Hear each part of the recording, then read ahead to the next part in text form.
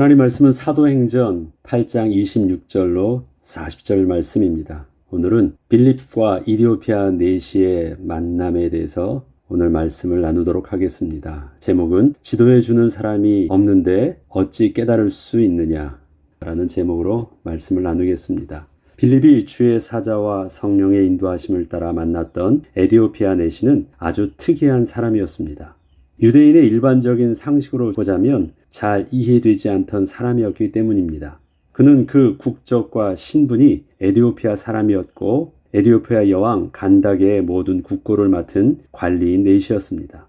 그런데 그 이방인이었던 사람이 예루살렘에 공적인 외교 업무를 위해서 온 것도 아니고 개인적으로 하나님께 예배하러 온 것도 특이한데 본국으로 돌아가는 길에는 두루마리 성경까지 구해가지고 가면서 가는 길에 그 성경을 큰 소리로 읽기까지 하고 있었다는 것이었습니다.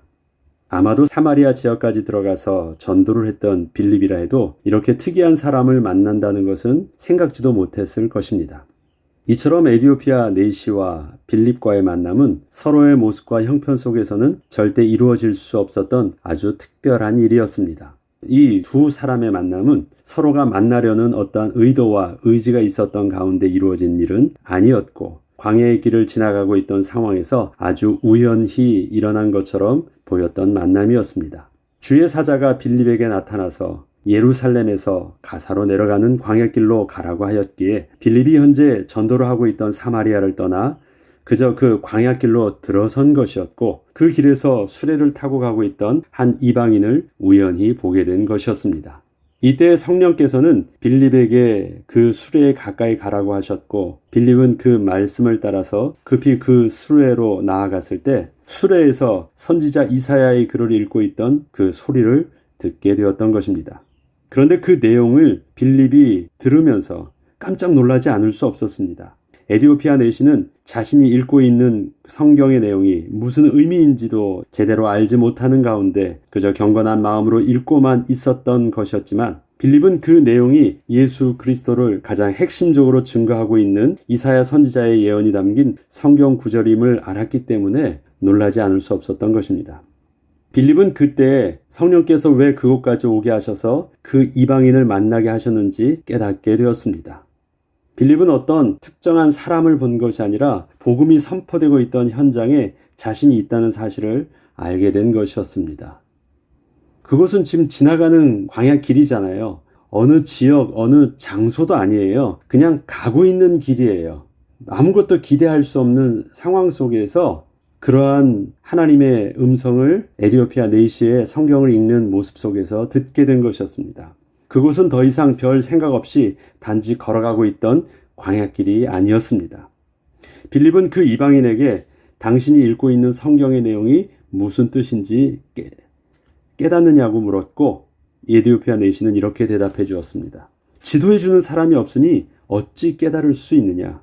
이렇게 말하면서 빌립을 청하여 수레에 올라 앉으라 하자 빌립은 수레에 에디오피아 내시와 함께 앉아서 이렇게 복음을 증거하게 되었던 것입니다. 빌립은 에디오피아 내시가 읽었던 그 글에서 시작하여 예수 그리스도를 가르쳐 복음을 온전히 전할 수 있었습니다. 그리고 가던 길에 물이 있는 곳에 이르자 그 내시가 말하되 보라 물이 있으니 내가 세례를 받음에 무슨 거리낌이 있느냐라고 하면서 세례받기를 요청하자 빌립은 즉시로 그곳에서 세례를 베풀었고 그 후에 즉시로 주의 영이 빌립을 이끌어 가시자 내시는 기쁜 마음으로 자기 길을 가게 되었고 또 이 둘은 더 이상 다시 보게 된 일은 그 후에 없었습니다.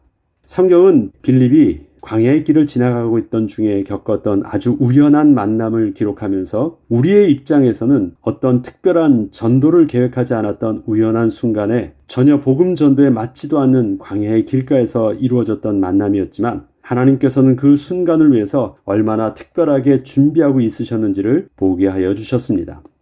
오늘의 본문은 빌립이 그렇게 전도하고 세례를 베풀자 성령께서는 또 언제 그러한 일이 있었냐는 듯이 훌쩍 다른 전도 현장으로 그를 이끄셨고 에디오피아 내시도 기쁜 마음으로 자기의 가던 길로 갔다고 하면서 광야의 길에서 있었던 일들을 그렇게 한순간에 잠시 일어났던 일처럼 끝을 내고 있지만 이를 통하여 우리의 삶 속에서 전혀 생각지 못했고 의도치도 않았던 우연한 사건과 만남 속에 또 하나님께서 준비해 놓으신 특별한 특별한 당신의 구원의 섭리를 이렇게 보여주신 것이었습니다. 성령께서는 예수 그리스도의 복음이 증거되고 있는 현장과 사람을 통하여 하나님의 구원의 역사를 일으키십니다. 대상이 어떠한 사람인가도 이유가 되지 않고 장소가 어디인가도 중요치 않습니다. 예수 그리스도의 복음이 증거되어지는 곳에 생명이 살아나는 하나님의 구원의 역사는 이루어지고 있기 때문이었습니다. 우리가 사도행전 2장부터 계속 보아하는 그 과정을 보면 장소와 시기와 대상과 어떤 것과도 상관없이 성령의 충만함 속에서 예수 그리스도의 복음이 증거되어지는 그곳에는 분명한 하나님의 구원의 역사가 일어났습니다. 그런데 오늘 특이한 것은 전도자가 복음을 전하고 있던 것이 아니라 전도 대상자가 그냥 자기도 무슨 뜻인지도 몰랐지만 그 성경을 읽고 있었는데도 성령께서는 그 순간에 전도 대상자가 본인이 읽었음에도 불구하고 그 복음을 통해서 또 구원을 얻는 역사를 또 동일하게 일으켜주시는 내용을 기록하고 있는 것입니다. 빌립이 앞서 사마리아에 가서 복음을 전할 때 있었던 구원의 역사에 대하여 예루살렘의 사도들이 이 소식을 듣자 했던 반응이 있었습니다. 사도행전 8장 14절로 15절에 보면 예루살렘에 있는 사도들이 사마리아도 하나님의 말씀을 받았다 함을 듣고 베드로와 요한을 보내매 그들이 내려가서 그들을 위하여 성령 받기를 기도하였다. 여기서 보면 사마리아도 하나님 말씀을 받았다? 이 말이 어떤 느낌이 옵니까? 지금 예루살렘에 있는 유대인들, 대부분 저들은 유대인이었던 사람들이잖아요. 그리스도인이 된 사람들은 대부분 그 신분이 경건한 유대인들이었습니다. 그리고 예루살렘까지 왔던 스스로는 본래 하나님의 택하신 백성이라는 영적인 자부심을 가지고 있던 자들이었습니다. 그래서 하나님께서 자기들에게 은혜를 주셔서 구원을 얻게 된 것으로 생각하고 있었는데 유대인의 사고방식 속에서는 사마리아 사람은 하나님께 버림받은 자였고 하나님 앞에서 저주받은 자라고 생각했었는데 아니 그 사마리아 사람도 하나님의 말씀을 믿고 세례를 받고 또 하나님의 말씀에 반응하는 것을 보면서 이상하다라는 것이에요.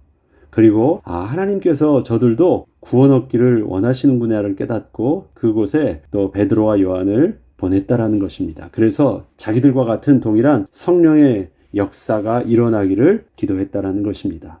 이것은 뭐예요? 그리스도인들이 사마리아 전도되는 현장을 통해서 그들의 생각이 바뀐 것이에요. 성령의 역사가 정말 예루살렘과 온 유대뿐만 아니라 사마리아와 또 땅끝까지 이르러 증인되고 있다는 사실들을 이렇게 확인하기 시작한 것이에요. 생각이 바뀌기 시작한 것입니다. 성령의 역사에 대해서 전혀 생각지 못했던 확장성 있는 생각들을 하게 된 것이었습니다. 이처럼 초대교회 성도들은 박해로 인하여 흩어져서 복음을 전하게 되면서 예수 그리스도의 복음이 증거되는 곳이라면 대상과 지역을 뛰어넘어서 성령의 동일한 역사가 일어남을 또한 깨닫게 되었습니다. 그리고 빌립이 그 사마리아 사람을 넘어서서 완전한 이방인이었던 에디오피아 내시를 저가 살고 있던 지역도 아니고 그저 지나가는 광야길에서 만나서 복음을 전하게 되었다는 것도 전혀 상상치 못하는 하나님의 구원의 역사였다는 것을 또 빌립은 알게 되었습니다. 겉으로 보면 예수 그리스도의 복음을 전하고 세례를 주어 그리스도의 제자로 삼은 자는 빌립이었으나 사실 이렇게 생명의 복음이 이디오피아의 내시까지 증거될 수 있도록 주도적이면서 강권적으로 이끄신 분은 바로 성령 하나님이셨습니다. 빌립은 하나님께서 완벽하게 준비하여 주셨던 상황과 그 시간표에 정확하게 하나님께서 예비해 놓으신 하나님의 백성을 만난 것이었고 그 때를 성령의 인도하심인 줄 민감하게 깨닫고 온전히 예수 그리스도의 복음을 전할 수 있었던 것이었습니다.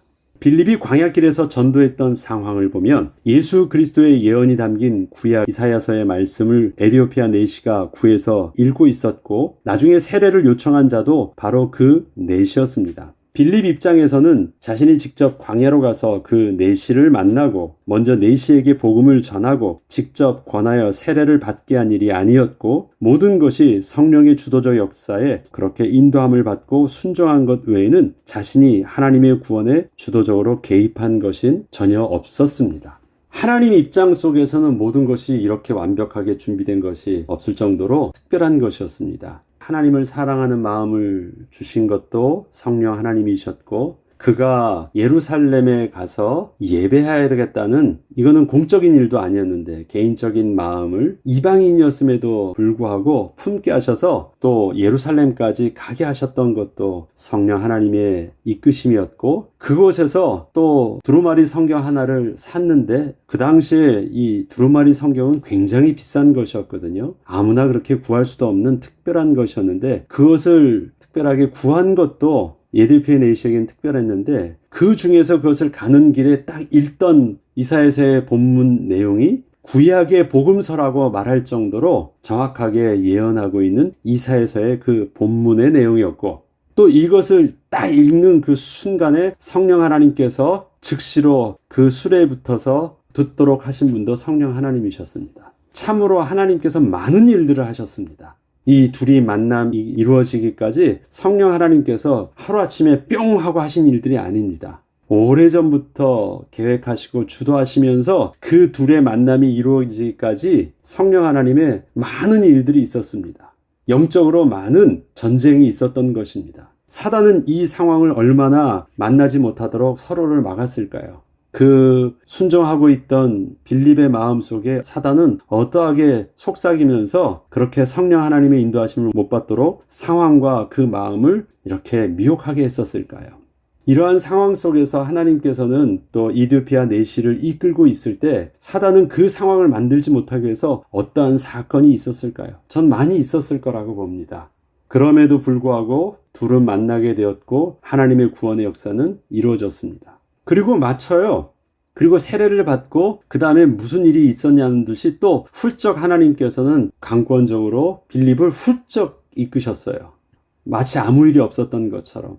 또 에디오피아 내시도 그렇게 궁금했던 그 말씀 속에서 복음을 또 우연히 자기 눈앞에 나타났던 빌립을 통해서 깨닫게 되었고 세례까지 받고 그 다음에 that's it. 끝났어요. 그리고 둘은 다시는 보지 못했더라라고 딱 끝났습니다. 그냥 광야길에서 한 번에 일었던 우연한 사건이야 해프닝처럼 보였던 그 일들인데, 사실 이것을 역사는 어떻게 세계사는 기록하고 있습니까? 지금도 보면 기독교 국가는 에디오피아예요.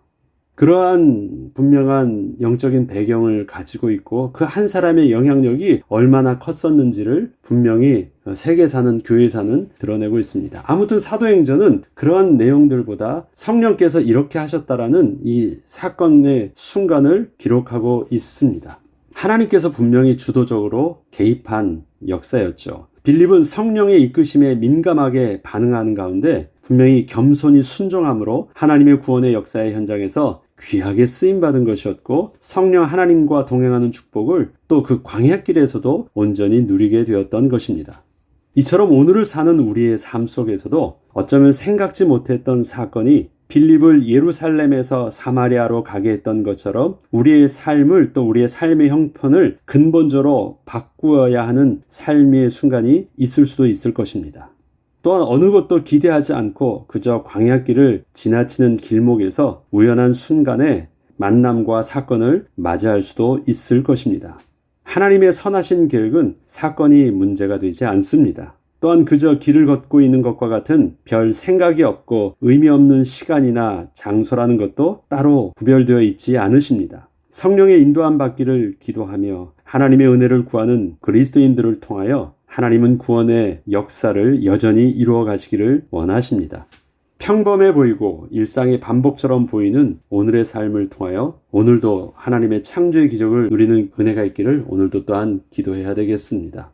저와 여러분이 교회에 갑니다. 예배에 참석합니다. 우리는 그냥 오늘도 그냥 좋아서 또 그냥 평범해서 예배를 참석하는 것 같고 또 저와 여러분이 오늘 이 자리에 앉아 있는 것처럼 보이지만 사실 이 자리에 앉기까지 하나님은 여전히 우리의 삶을 눈동자와 같이 보살펴 주시고 우리의 삶의 형편과 건강을 또 우리의 마음과 생각을 주장하여 주셨기 때문에 우리가 지금 이 자리에 나와서 함께 예배하고 또 오늘 하루를 하나님의 은혜 가운데 시작할 수 있는 것입니다. 그러한 은혜가 오늘도 여전히 평범한 일상 속에 하나님의 특별한 은혜가 우리에게 있음을 우리가 오늘도 감사하고 성령 하나님의 인도함 받기를 집중해야 되겠습니다. 그것이 내게 주신 하나님의 은혜가 맞다고 고백을 한다면 또한 내가 오늘 일상에 만나는 그 사람들이 별 의미 없어 보이는 사람이고 내게 있어서는 마치 유대인에게 이방인의 만나는 것처럼 보여도 그 우연한 만남과 그 사건 속에 하나님의 구원의 기적이 또한 담겨 있을 수 있다는 사실들을 우리는 겸손히 인정하고 오늘이 일어나는 우리의 만남과 사건 속에 하나님의 선하신 계획이 무엇인지를 성령님의 도우심을 구하며 겸손히 또 질문하며 인도를 받는 은혜가 있어야 되겠습니다. 이렇게 성령에 집중하며 인도받기를 기도하며 또 우리가 주님을 바라보고 있을 때 우리의 사건과 우리 속에 들려지는 한마디는 그것이 하나님의 음성이요 또 하나님께서 새로운 구원의 일들을 또 일으키시는 새로운 또 순간임을 우리가 깨닫게 될 것입니다. 그 은혜의 비밀이 평범함처럼 보이는 오늘의 일상 속에서 특별한 창조의 기적으로 누리는 저 여러분 되길 주의 이름으로 축복합니다. 기도하겠습니다. 하나님 아버지 감사합니다. 빌립에게 있던 사건은 크게 울 수밖에 없고 두려워할 수밖에 없었던 삶의 근본을 변화시키는 사건이었습니다. 그러나 그 사건이 빌립을 사마리아 성에 하나님의 큰 기쁨이 있게 되는 구원의 사건이 되게 하셨고 구원의 발걸음이 되게 하여 주셨습니다. 또한 빌립에게 있어서 광야길은 너무 우연한 기회에 전혀 예상할 수 없었고 생각할 수 없었던 상황과 만남이었지만 하나님은 그 우연한 상황과 짧은 시간의 잠깐의 만남을 통하여서 에티오피아 이방 땅 전체를 또 하나님의 백성으로 삼으시는 하나님의 구원의 시작이 되게 하여 주셨습니다.